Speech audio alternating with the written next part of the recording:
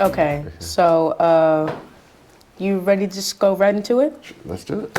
Okay, so I did research on you, and you're an at-large council member. What is your history in politics? Well, how much time do we have? We have 3 hours, 4 hours? No, I'm just joking with you. So my history in politics is very interesting. So I remember at a very young age, and I just came from a bit earlier today, where the first African American mayor in the city, Wilson Good, was elected. And I remember when I was real young, my dad, helped volunteer in that campaign and had these buttons, "Good for Mayor." And I didn't really know what that was about, and I got more exposed and learned, okay, he was the first black mayor of Philadelphia. And so at that same time, I was getting more interested in politics. Now I love football. I love the Eagles. Hopefully we'll bring that Lombardi trophy back to Philly. But one of the things about politics and sports, especially football, like election day is almost like the Super Bowl. So you do all this work to try to win, and then you either win or you don't, and you have to start all over again. So for me, that was my first experience. And then years later, when I came out of college, I got involved in a program called the Urban League Leadership Institute. Took out a lot of young professionals and exposed them to different elected officials and nonprofit leaders and business leaders. And that's when I started to really get more involved in politics. And then when I was in law school, I ran for my first race as judge of election for my local polling place, 61st Ward, right across from Colonel Doherty. And then years later, I decided to work for a city council member, and then decided to run for office, and now I'm running for mayor. Wow, that's inspiring. So, in connection to that, what drives you to do this in the first place? I know you already sort of answered that, but Well, I think what drives me to be involved in politics, I really like serving people. I call myself a servant leader because really it's about service. And I think about someone like my grandfather on my dad's side, who I never got a chance to meet. And my dad's side of the family is from North Carolina. And so my grandfather was able to, one, buy a farm in 1943. Now you can only imagine what the world was like for a black man, about maybe a little shorter than me, in 1943, being able to buy a farm. So he did that. We still own the farm to this day outside of Greenville, North Carolina. And when we bought the farm, we grew tobacco. We stopped growing tobacco. Now we just grow corn and cotton. But what he also did was bring other farmers together. And he knew that education was going to be really important for his children and his now grandchildren. But he didn't really have a formal education. So he knew that education was important. And at that time, you worked on the farm early in the morning, and then you walked to school. But by the time you got to South Aden Colored School, the school day was mostly done. So he got other farmers together and said, listen, we're going to provide a transportation system to enable our children and other children from black farmers in the community to get to school on time. So think about like a SEPTA, but back in the day, basically all came together to buy a bus. And so all of my uncles had to drive the bus. My uncle Augustus, Adolph, Lennon, Jesse, Eddie. Now my dad was a junior. He didn't want to drive the bus. He wanted to work in a school newspaper. But that kind of background of how you can serve others and combine small business work, and also community engagement is kind of what kind of really drove me to learn about and be involved as a servant leader. Because I heard these stories about my grandfather, talked to my dad, working in Wilson Good's campaign. My mother taught in the school district for 31 years, 26 years at Alny. So all that background experience kind of led me into politics and be a servant leader. So you have a lot of connections with like leaders.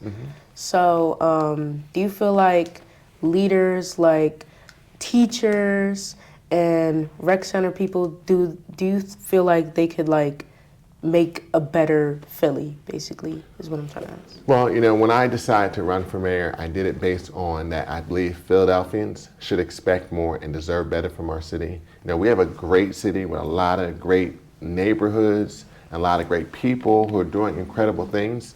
But at times, it doesn't seem like the city is really working with people, and people are doing this in spite of the city. And so I believe that the city, especially city government, should partner more with rec leaders who are doing great things in their communities, but don't get all the resources or help that they need, and are doing phenomenal things, but you may not see it on 3, 6, 10, or 29 but you may see it on social media because they're working with young people and it's people in their communities. So having a mayor that understands that issue, understands that parks and recreation centers should really be robust centers for learning, for exposure, for opportunities, and understanding we can do better as a city, and to support those leaders who are rec center leaders and people in our communities who run nonprofits to try to expose young people to great opportunities. And so that's where I see me as mayor to really help partner, because I do believe Philadelphians should expect more and deserve better from our city. So, in connections to that, since you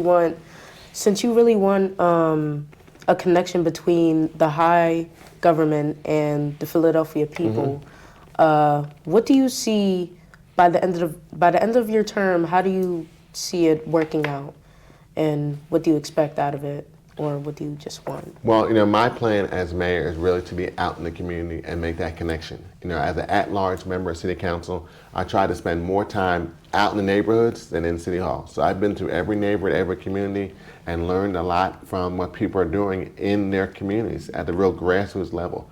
So making the city more accessible and helping to support those programs. So at the end of my first year and at my first term, people say, no, the city feels better. We have some hope in our city. The fact that I learned about a program that was happening in North Philadelphia, or I went to like the Discovery Center, which I may have never heard about it, and I live in South Philadelphia, never been to that part of Philly, and going to Strawberry Mansion, or going to the far northeast or West Philadelphia, and connecting these different groups and organizations so we can build each other up. So that's my goal as mayor, that we can really make these connections and have a city as a partner with people, with young people, with a little bit older people, or as my dad who's 90 calls himself, not a senior citizen, but a seasoned citizen, but making those connections. So that's what I hope to see at the end of my administration and the end of my term as mayor, that people feel connected as a city, because we're a great city, but too often people don't know what's happening in other parts of our communities.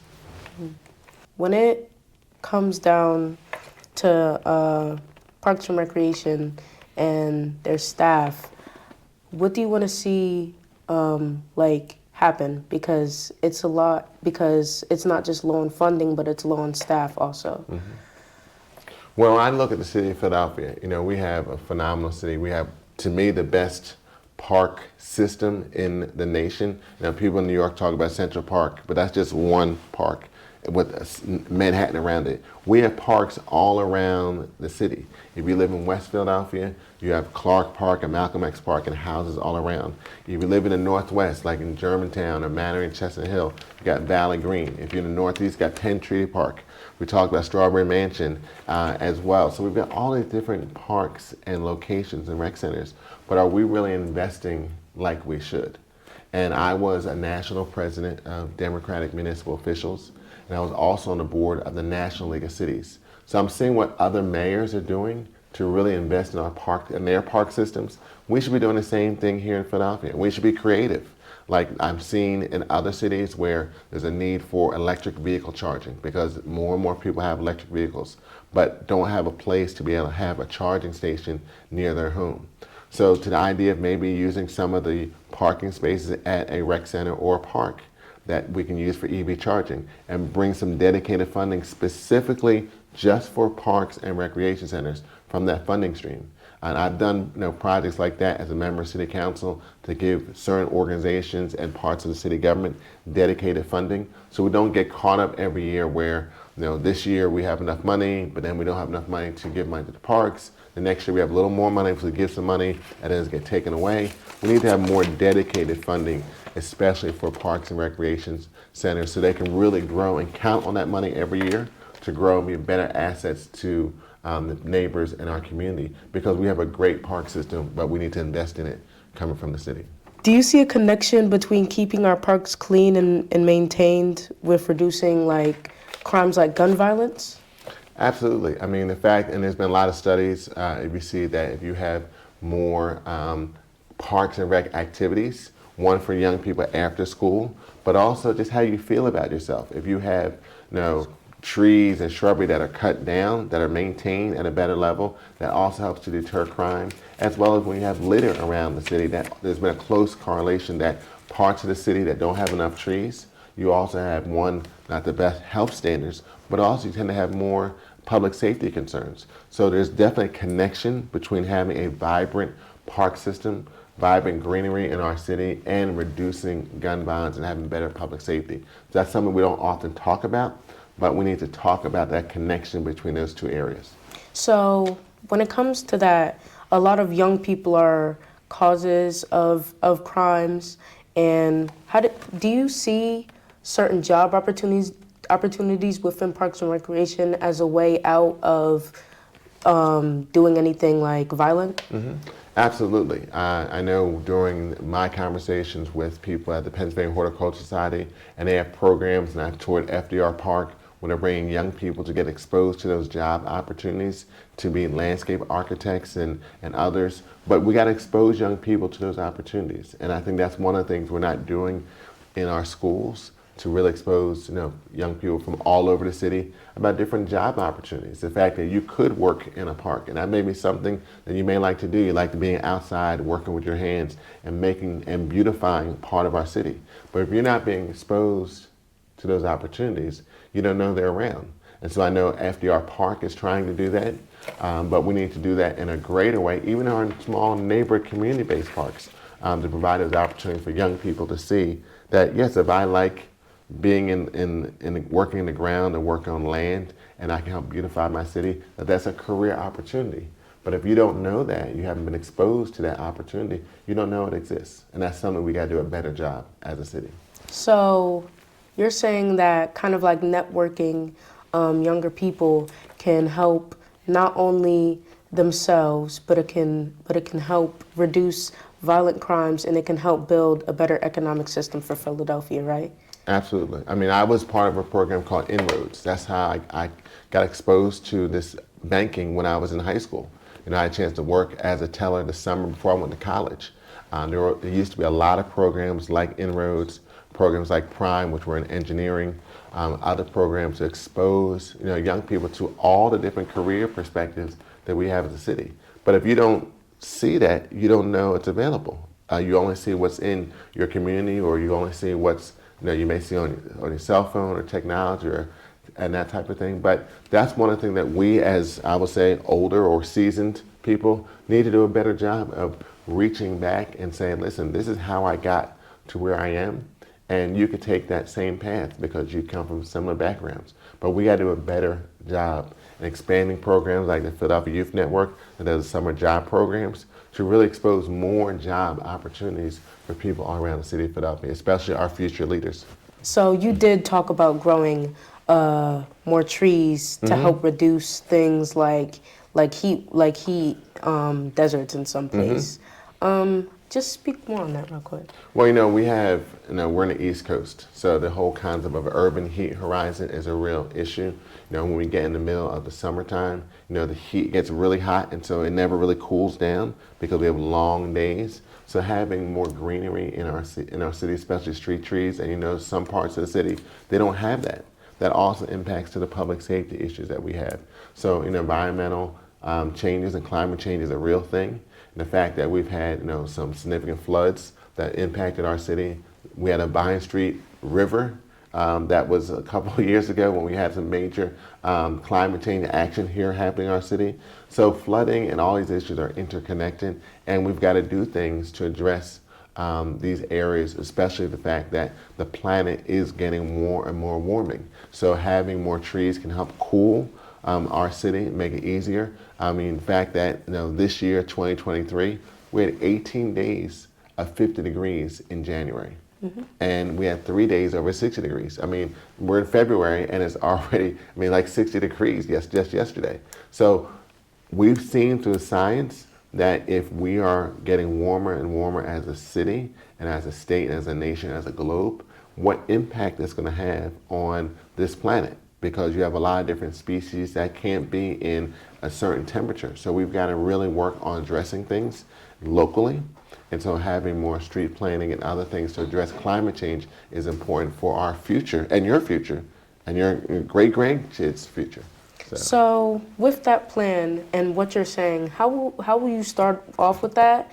And And how would it expand from the city of Philadelphia? Like, what's your plan for that? Well, in addition to some of the things we just talked about in reference to investing in our city, also, we as a city own a gas utility.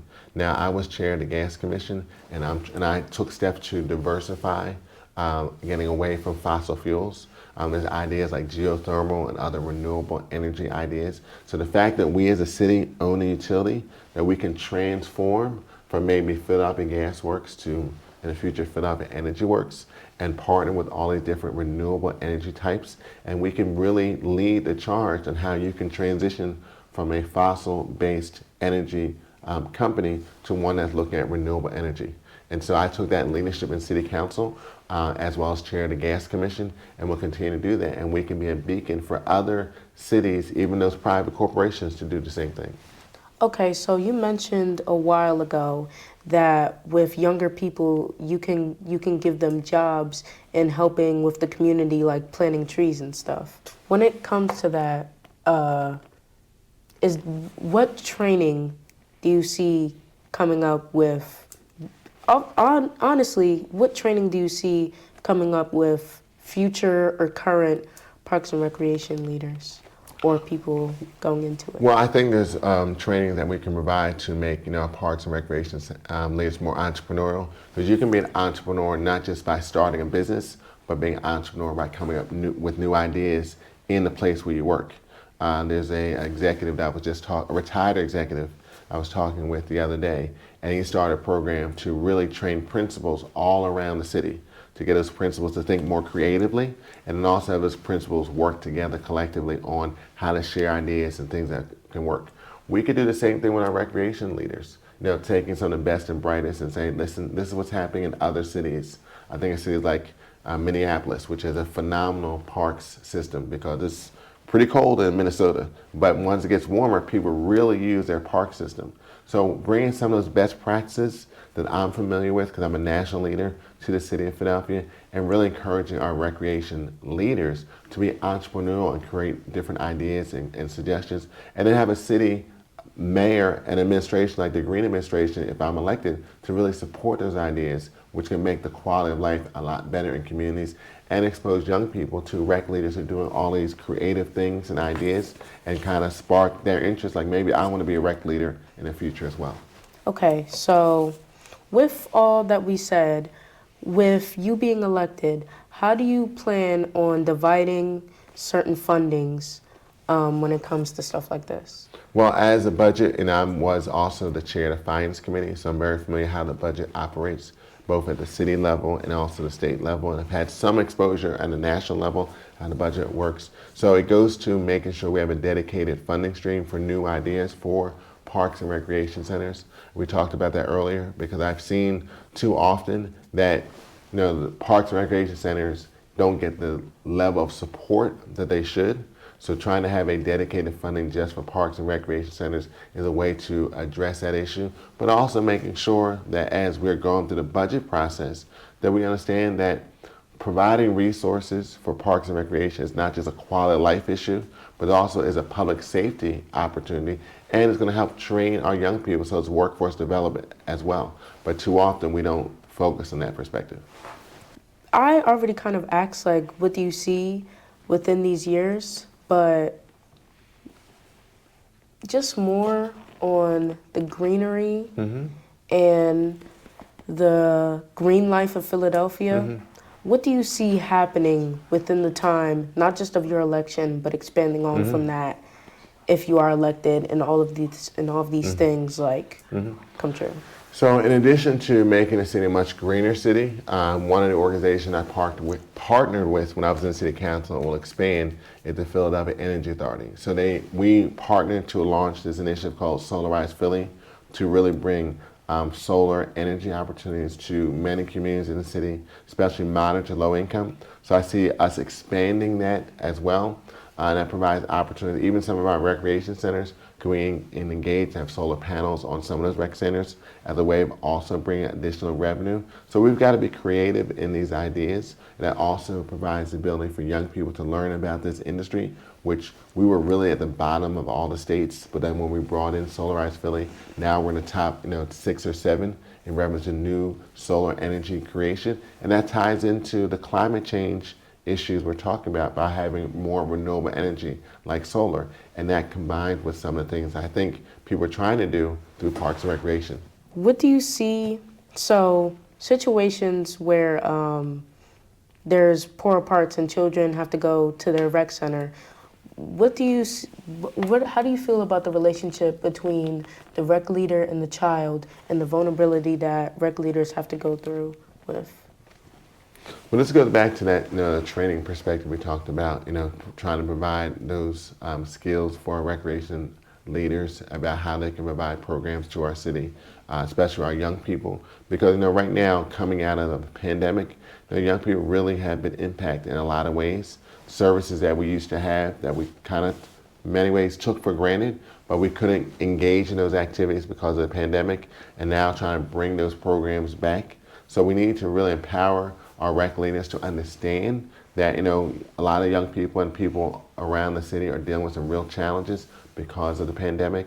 Maybe bringing in some other departments that can help provide some supports to those rec leaders, but also really say to our neighbors and our community members, we're going to reinvest like we used to in these locations, provide those support services to the rec leaders as well, but also really engage people and say, what do you want to see in your city, especially at a neighborhood grassroots level? Okay, and that's about it. Okay. Thank you for your time. Thank you.